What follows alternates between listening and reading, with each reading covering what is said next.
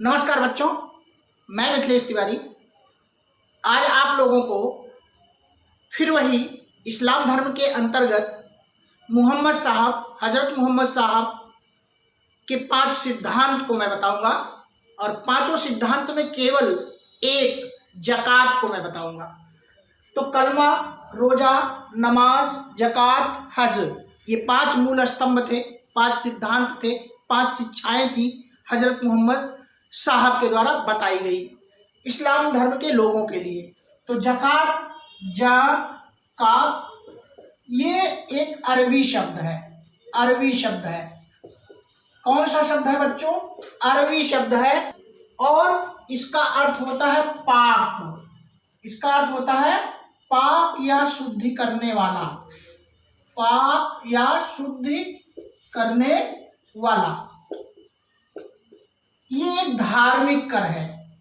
ये एक धार्मिक कर है जो इस्लाम में मुसलमानों से लिया जाता है, अर्थात गैर हिंदू धार्मिक कर्म है। टैक्स है, कितना है? 40%। आय का 40%, अपनी उपार्जित आय का 40% कर देना मुसलमानों के लिए अनिवार्य है, अर्थात उनका फर्ज है। अब सवाल ये उठता है, इस ज़कात का कुरान में कितनी बार उल्लेख हुआ है? ये 33 बार उल्लेख है।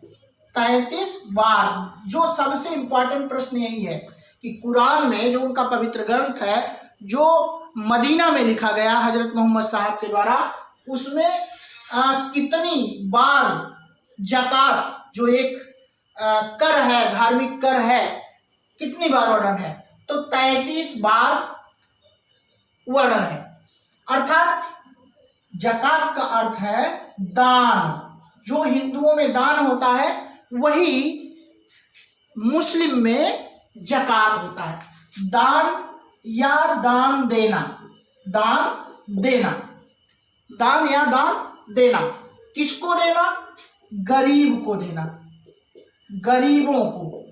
गरीबों को दान देना। जो असहाय हो, निसहाय हो, निर्बल हो, उनको दान देना, उनकी सहायता करना।